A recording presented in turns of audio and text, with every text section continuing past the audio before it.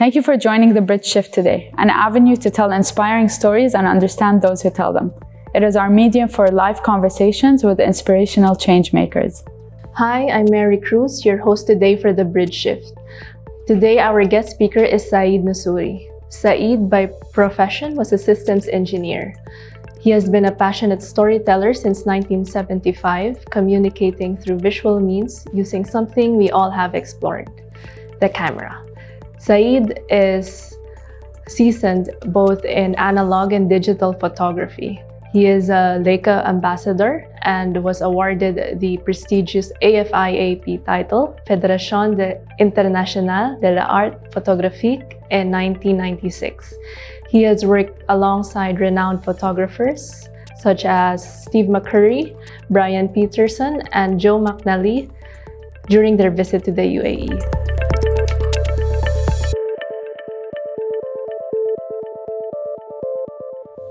Thank you for joining us today, Saeed. I'm excited to start this conversation on your creative process as an artist. Let's start on your journey as a photographer. So can you tell us how you started and how you got into photography? Thank you for having me here. It's a fantastic opportunity in the bridge and this environment. Yes, my photography journey started when I was at university. I was studying engineering and I was intrigued by the mechanics of the cameras. And that's going back to about 1975, 76. So I bought my first camera when I was at university and I just loved the camera, the physical instrument and its mechanics. But then over time, I gradually studied work of the photographers, looked at how other photographers use cameras and so on. And I got more and more involved in developing this as a passion in photography. So it started a long time ago. And what drove you to continue this practice? Well, the more I looked at the photographers' work, the past photographers like Henri Cartier-Bresson, and a lot of inspirational work sort of sparked in me, and I developed this passion for capturing photographs as an art. It took a long time to develop this passion, but what kept me going is the fact that this passion became part of the aspiration that I always had. I really wanted to do to become a painter and painting, and then this was an area where started gelling with the dreams that I had and the things that I wanted to do. And this photography became a sort of a passion that drove me reading more, looking at work of the other photographers, past and the present. And I continue doing that. Even today, I look at a lot of photographers' work that develop something new and evolve the old traditional photographs into something that becomes a sort of photographic techniques or an artwork that is worthy of attention today. So it is a continuous learning curve for me. And basically, I evolve through this process. And then my passion grows more and more and more in capturing photographs. You mentioned you draw inspiration from Steve McCurry you've mentioned photographers, right? And one of them is Steve McCurry. How do your photos reflect them? And, how do you add your own identity or your own signature to them?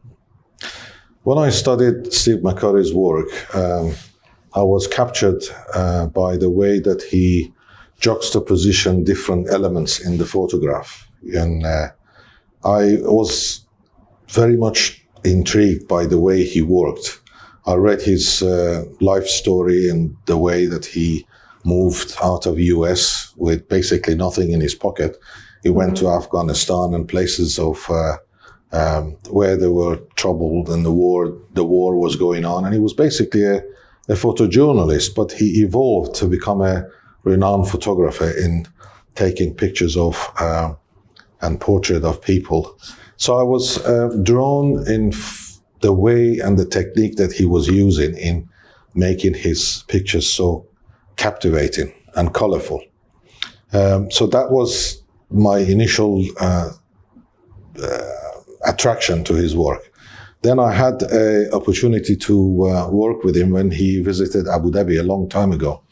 And at first hand, I saw him in person, and I was drawn to his character as well, and the way that he was perceiving the world. Now, a lot of his photographs were taken with Kodachrome, and Kodachrome film represents a fantastic color in his work, and he captured a lot of different colors in his photographs. So that was the starting point for me. I really wanted to also depict colorful photographs in my pictures. And the next thing was that he picked up characters that had represented integrity in humanity, and they were coming out very emotional in his photographs. So I also wanted to capture this, and a lot of places that I went and I looked at people through this inspirational work, I decided to capture people with colorful faces, colorful features. And that's how it reflected in my work. So you started with colorful faces. It's one of your first works. Yeah, well, this book, over time, I took a lot of pictures of people who, on my travel, I came across, and I was always drawn to people, but I always thought that, human beings have got this tendency to decorate themselves either with the fashionable clothes or painting on their faces or colorful hats to stand out in the crowd. So it was very easy to pick such characters in the crowd. And then I wanted to put that colorful face into my frame. And I started searching for them in the crowd wherever I traveled, and I photographed them. I sort of had a dialogue with them, and I tried to capture that inner feeling, inner character through the way they look at the camera, through the way they look at me. And over the years, I've had a collection of these, and I decided to put them in a book. So I sort of chronologically captured them into a series of photographs that I put them into this collection.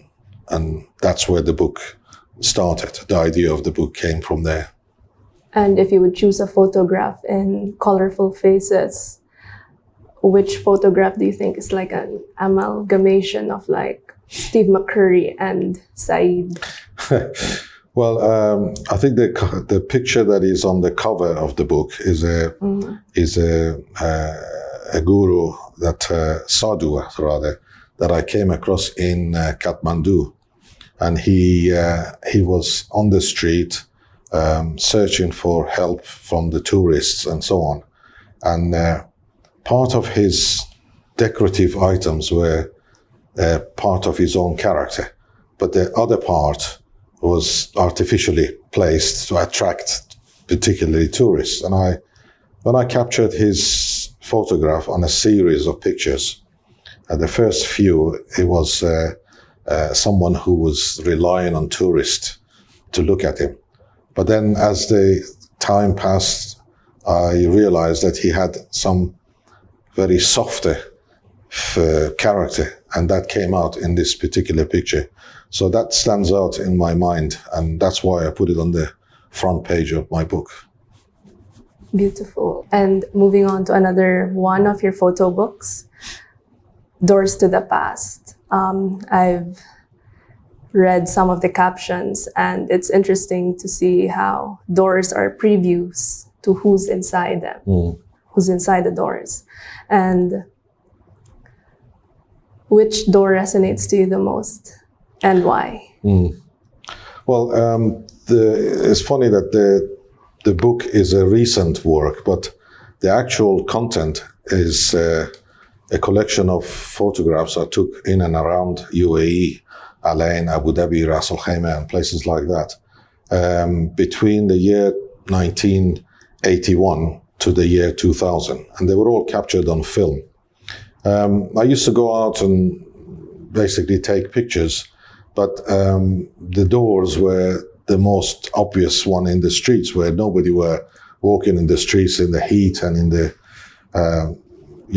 little alleyways in and around the UAE. And funny enough, every door that I came across in my mind, had a story and something happening either outside or inside the door. And what intrigued me was that some of these doors were quite old. And as I took more and more photographs of doors, I realized that there has been a evolution and change in the way that doors initially were wooden doors, and then they turned into metallic doors. And then some of the doors had their locks outside and then evolved to have the locks inside. And most of them, traditionally, they were half open. So as if they are very welcoming, people in their premises. And I developed this sense of awareness of what goes on behind these doors. And I remember every picture that I took. So in a recent discussion with a friend of mine who is based in New York, Herb Levington, he's a good writer, and he suggested that, why don't I put this into a book? So I did, and I did the book, and out of my memory, I depicted for him what I remember, what happened during that visit and that photo shoot. And he put that in a very nice, eloquent writing for my book. And that's how the book developed over the years. Now, which door resonates most for me is the one that is, again, on the cover book. This is a very old door that was taken in Ras Al Khaimah. And it's like a door that is standing, and the whole world around it is crumbling. All the walls are crumbling, the pivots are basically exposed, but the door is standing as it's depicting its integrity as, I've got a job to do and I don't care what happens around me. I'm still standing and I will continue to stand. So that really resonates in my mind as what the doors were all about. It's just fascinating to see how you've captured the movement, the progress, basically, of UAE through the doors. How it started from this traditional wooden door to more, and evolved into more what we see now today, like metal, glass. And I love it. And for your fading colors, your photo book fading colors, I guess it's really different from the inspiration. As you said, Steve McCurry is more into the colorful kind of photos, and fading colors, it's monochromatic. So where did the shift happen? And Well, I have always tried different techniques in learning process. So I had to experiment with different types of photography, If a photographer wants to find his own niche area, he's got to try everything. I did landscape, I did portrait, I did street photography, I did macro photography, and so on. Some areas are basically to learn and get a bit more knowledge about how things are done, but the others are areas where you get drawn into, and then you basically focus in one area. Now, there was a point where, as you said, there was a shift, and it's the time where I used to develop black and white films at my earlier stages of photography. And then when I got inspiration into doing color work, then there was a period where I basically shot color and I tried to capture color. And then I went back to that nostalgic feeling of the past, and I switched into using monochromatic and black and white photographs, be it in film, which I still develop, or digital photography in black and white. Now, the book on the fading colors is a series of black and white pictures that I took over the years on events that were happening in the UAE. And mostly these events were either sports or celebrations or surrounding the traditional happenings around the UAE. And I felt that as the UAE was developing, the skyscrapers going up everywhere and the modernization and so on, I had this fear that maybe these are going to disappear. But they didn't. They actually evolved. They changed from a basic necessity to do, for example, training a Saluki dog to go and hunt after deer. It turned and evolved to becoming a Saluki dog race, and which is happening now. So I tried to depict all this into part of the collection of photographs that I've got in the book. And, something for me to remember and something for others to look at and see how the things were in the past and how the things have evolved, how proudly the younger generation have kept this tradition. Now, be it in a different form or shape, but it's still going on. It's like from necessity, like with the Saluki dogs, it's from necessity to like more on entertainment now. And do you have other examples of how like the heritage has evolved? The falconry, for example. I mean, we used to train the falcons to go and capture habora birds and out of necessity, but then it turned into a sport, and now it's become a heritage, part of our heritage. The dhow boat racing in the past, the dhow boats were in a different shape and form, whereas now the dhow boat racing is becoming a Formula One type dhow boat racing, where the dhow boats have got fantastic technology, and it's a very fascinating area. In fact, this was a series of pictures that I'm working on this to become my next project. Right. And these upcoming projects, can you talk more about them? Yeah, I normally have a series of projects in my notebook, and as I go along, I pick up one particular project and I start developing further. My next project is related to the development of the dhow boat racing and the history of how this evolved in the UAE.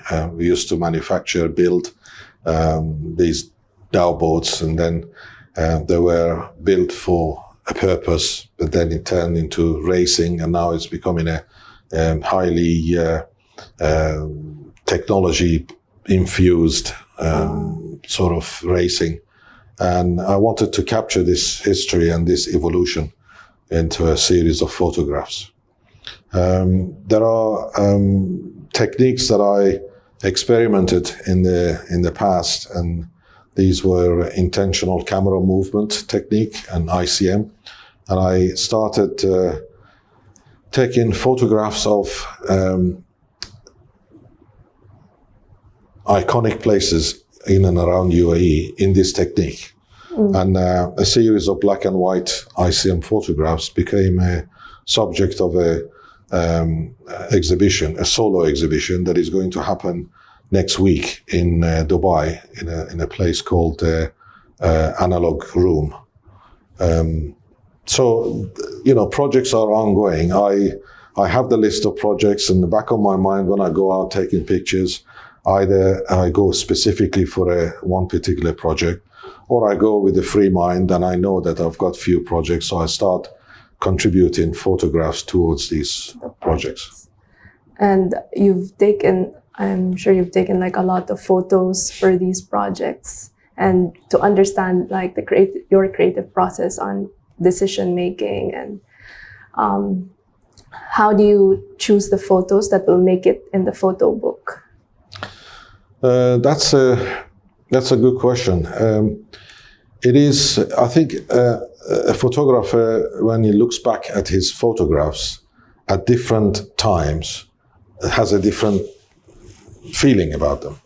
from the time that you actually take the picture to, let's say, a few years later, when you look at the same photograph, it comes in a different context. Sometimes it's a continuity of the same feeling, but sometimes it's completely a different perspective.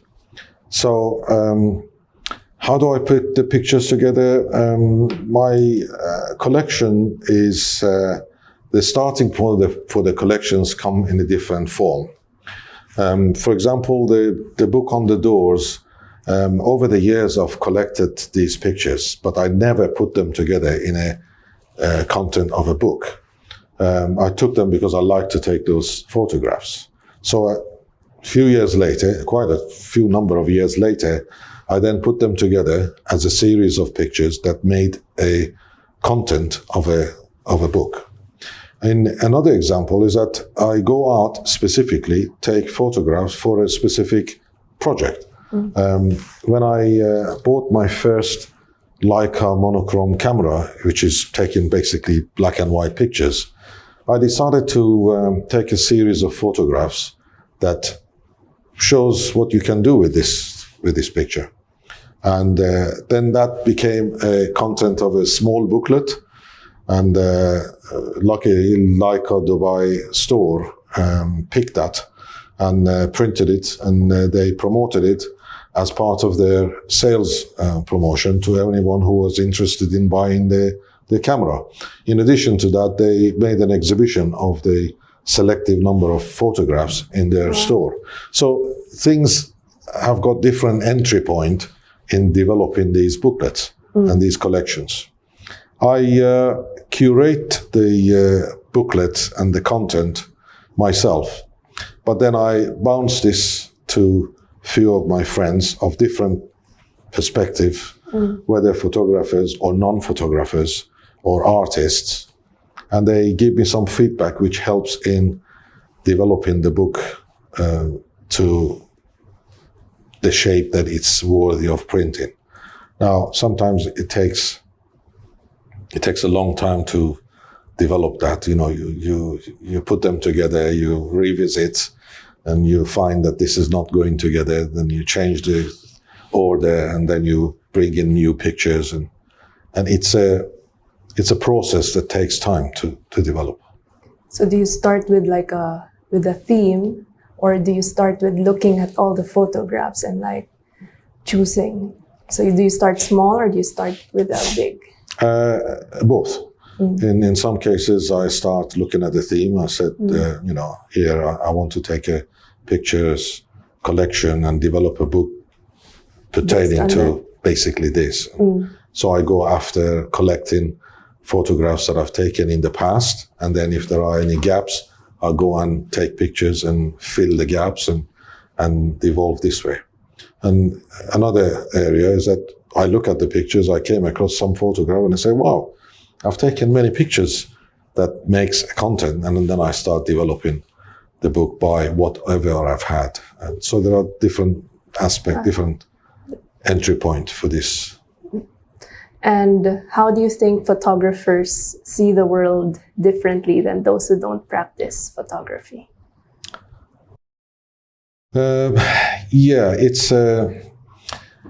I think it's a skill that you develop over time. And you've heard of the term eye of a photographer. Yeah. You develop this eye by observing closely and trying to compose part of the scene that we see. I mean, all of us, we've got a sort of a panoramic view of the world. We look at the things in a more of a collective manner.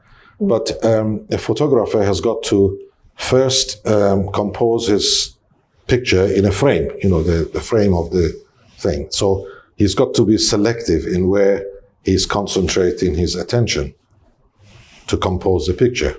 And then the shutter release, which is capturing the thing in that moment of time. So these two combination makes a photographer training his eye in looking at details, looking at depicting part of the scene that is not so obvious in the whole collective picture, but becomes obvious when you print it and you put it in front of you, and you look at it and say, yeah, this is a different perspective. Many a times I've got my other photographer friends, we go out, we go to the same places, we take pictures, and then we come back, we look at each other's pictures and say, oh wow, how come I didn't see that? And that's because, you're not trained to your eyes to look at this. And I think that's developing over time, and people will start developing this photographer's eye over time. It's interesting how one scene can be interpreted in different ways by Correct, different yes. photographers. Absolutely.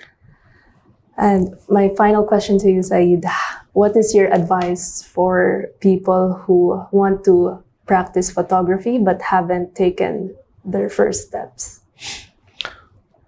Well, you have to go out and try it. I mean, it's like anything else. You need to pick up a camera and then get yourself involved in meeting some other photographers or looking at their work. And now the wonderful world of YouTube and internet, you have access to every details of any photographers that is out there. And then open your mind in looking at all kinds of photography areas, and then see if there is any synergy between what you like to do and what this art can provide you. And if it's interesting, then get involved in talking to other photographers. There is a lot of outlets in Abu Dhabi, in UAE now. I mean, here is a place where a lot of photographers are attracted to. And there are some other locations in Abu Dhabi in particular that artists, painters, photographers conjugate, and they have meetings, they have events. Try and get involved with them and introduce yourself as somebody who wants to just test the water and see if this is an area where you would like to pursue. Who knows, maybe this sparks an idea, and then that becomes your starting point, your point of departure in evolving to become a photographer. And, pursue this if it's something that you like. If it becomes a passion for you, then you can evolve. Thank you for joining us today, Saeed. Thank you for having me. What's the best way our viewers can reach you or find out more about you? My website is snassouri.com, and I have an Instagram site as well, #snassouri, and you can get all my details there. Thank you for joining us today, and stay tuned for the next Bridge Shift.